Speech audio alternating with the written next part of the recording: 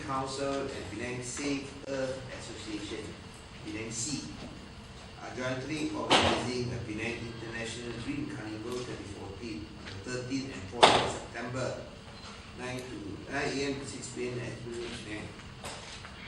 The organizing committee consists of MPPP, where the secretary, the engineer and surveyor Amintai is with us. MPSB,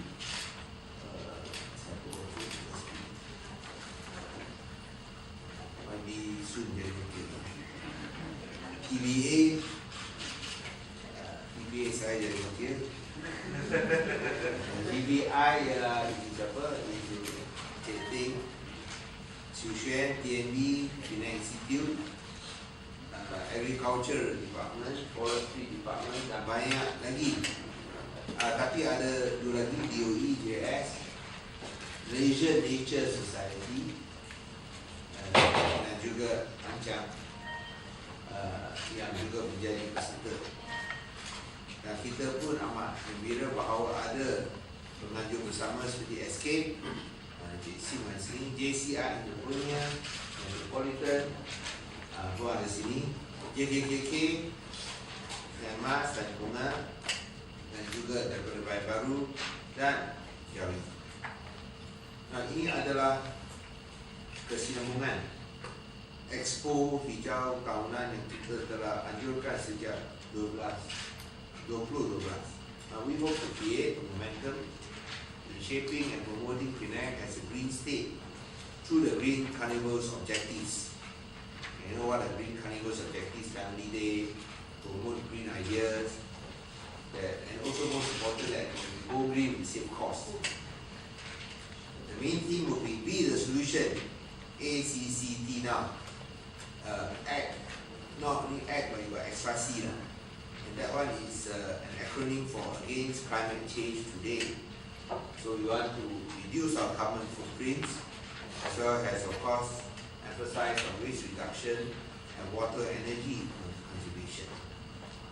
So as a international member committed to reducing carbon footprints, we are also embracing the global movement of low carbon diet, Meatless Monday, to be the highlight of the Penang International Green Carnival. On 14th of September, various meatless food will be served at only RM1 for the first 5,000 people. But you bring your cutlery, your spoons, your fork, and everything. Of course, then the next question you ask, why go vegan that day? So, yeah, I try lah. I'm a meat person, so we try to also go meatless on the 14th September, or else I won't come. I won't be around that day. I'll be somewhere else. Then you also have to ask me that embarrassing question. 14th of September. We're having this Earth Hour. But I think that will be end of this Sunday. This Sunday, isn't it? Saturday.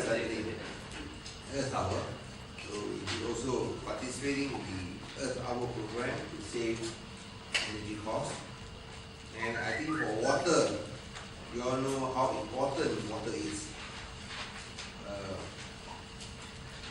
If you manage your water resources well, then you'll be able to have abundant supply of water.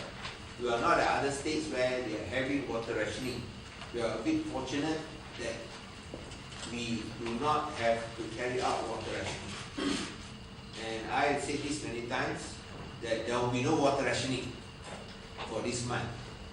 And even if there is no rain until end of April, it is unlikely that we will be carrying out water rationing. Of course, we have to review that on the 1st of April. But let me tell you that it's unlikely. But that doesn't mean you all can waste water. Please don't waste water, save water. Treat water as if that it's still raining heavily like that. So I think we have to ask the people of Penang not to waste water, because we are number one in terms of wasting water. But then we are number one in terms of NRW, non-revenue water. Our leakages, our loss of water from leakages is the lowest in the country at 70.6%. National average 36.4%. we are only 70.6. So we are number one in the country. But because we are so efficient, and our water rates are so low, people of Penang take it for granted and they waste water. So when the other states where they have water rationing, they see us waste water like this, they get a very heartache. And I think that we should not be wasting water. Just imagine where we have 2 days for water, 2 days for water. That's a world of difference. So if we want to continue to enjoy available and abundant water supply and not be like other states, I think we should save water. Because you cannot just depend on efficient management. The way we are wasting water, we may also run out of water. But for the time being, everything is under control. Our management is still good enough at the moment to able to withstand the water wastage and also the increased supply or the increase in number of development projects. Some people have said that they take it for granted. They say Penang water supply has always been good. But you must know the pressure that we face. The pressure of a lot of development projects to improve. And I think you know that development in Penang has progressed rapidly. Over the last 6 years, we have more development than over the last 18 years. Yes or no? Last 6 years, you can see, especially in Georgetown area, whole enclave is coming back to life. When I first met Mr. Sim, I asked him to come to my office. I said, let's go and see Komta Walk. He said, huh? Where got Komta Walk? Never mind, where is it? So he had to move a few times around Komta because he couldn't find a place. And finally, we had to meet him somewhere to take him to the country Komta. I asked him, hey, this is Penang Angkor. Yeah, you are Chongling, eh? He said, I'm a Chongling boy, of course I was in Penang. I stay here one. I know this place very well. Every time I use this place, I stay very well. But I didn't know there's a Komta Walk like that. Because he said he will never come to this place last time because every time he come here, he get mocked. He get marked. You get robbed. It's true, isn't it? I still remember you telling me that. The Komta Walk, he get marked twice. He will never come to this place, but now everybody comes, small children come, because there's this development that's going on. So those places that Sim does want to come, now his children will also come. And that is the change. When you see this development happening, you know, in Selangor I was told, there are 800 projects that are not approved because of water problem. 800 projects. In Selangor, in Penang. And I want to say that don't blame the Selangor state government, nothing to do with Selangor state government. Because the Shabas is not run by Selangor state government. Shabas is run by the federal government. So don't blame the Selangor state government. So some people think that I'm trying to blame the Selangor. No, I'm not blaming. Blaming the federal government to know how to run the thing. So it's actually nothing to do with the Selangor state government. But look at Penang, we have also a lot of development. Last 6 years, much more than the previous 18 years. I think Sim can testify to that. Because even his own hometown, he cannot recognize really. Because he says these are dangerous places, he never go, now he will come. Because it's so much different with positive development. But despite so much development going on, more in the last 6 years than the previous 18 years, we are still able to meet the water demands. Why? Management. All because of management. So it is not static, it is dynamic, and it has grown by leaps and bounds. But still, we can meet the demand, we can still give adequate water supply. We will not do water rationing because of good management. So it's not taken for granted. It doesn't mean that last time it's managed well, now you will definitely be managed well. No, you must manage better. Because if you fail to manage better, then with the increased pace of development, you will face water problems. So last time, manage well, you say, oh, must continue. No, you must do better than last time, or else no water. By Penang, I think we count ourselves lucky because of good management. Over the last 6 years, we are able to supply water, adequate water, to the people of Penang. Of course, those who get water every day, you take for granted. You go to Selangor and see. My son went down to Selangor during holidays. Not, I thought he would take 1 week to come back. Less than 2 days come back already. I said, why? No water, how to live? I went to the airport. I thought that it was only for certain places. They said, no, horse, no. 2 days water, 2 days no water. And he said, like, how, man? How to come back? He said, he's from Bukit Penang. So at the airport, I met him, he said he's coming back for Bukit Penang. At least he can wave as much as he wants.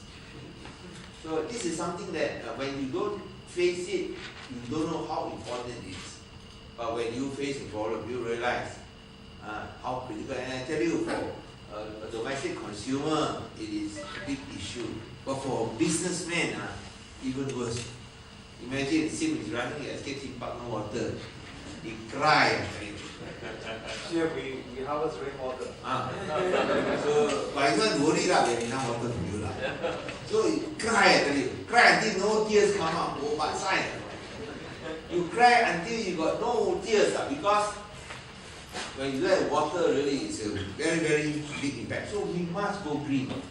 And that is why this Green Carnival is very important to talk about reducing our carbon footprint, minimize water footprint. And they say, go meatless, you can reduce water. Because for meat, it's much more than vegetables. 1 kilogram of meat, 23 kilograms of carbon emission. Vegetables, no. They take in carbon. Water, 1 kilogram of meat, you need 15,500 liters of water. So that's why you take more meat, you take more water. And I think it is important that we at least get involved in this Green Carnival. We also have a children's corner, which is an innovative design by Mr. Sim from Escape, where they will be doing interactive kits, as well as tools and kits, your tool kits with the kids, to the children. So I'm sure that will interest the children intensely, and hopefully we will attract 30,000 people. This will be in September, as I've said. September 13 and 14, Saturday and Sunday at the Esplanade, 9 AM to 6 PM. And we hope that everyone will be able to join in, together with all the sponsors and the co-organizers who are also here today. I'd like to thank everyone for participating, and come to our website and also Facebook if necessary. So let us, if you want to go green, I think it's very important to remember this, that the whole community must go green. Just as the plastic bag ruling, no plastic bag ruling. Why is it successful in Penang and not in other states in Malaysia? Why only in Penang? We could succeed in implementing the no free plastic bag ruling every day of the year in all our supermarkets. Why? Because we have the support of the community and also the Penang society. I think that is very important, to get community support and participation. If we have community support and participation, then we can succeed. And that's why Penang has succeeded in having no free plastic bag ruling and also having the highest recycling rate of 26%, because we have public and community support.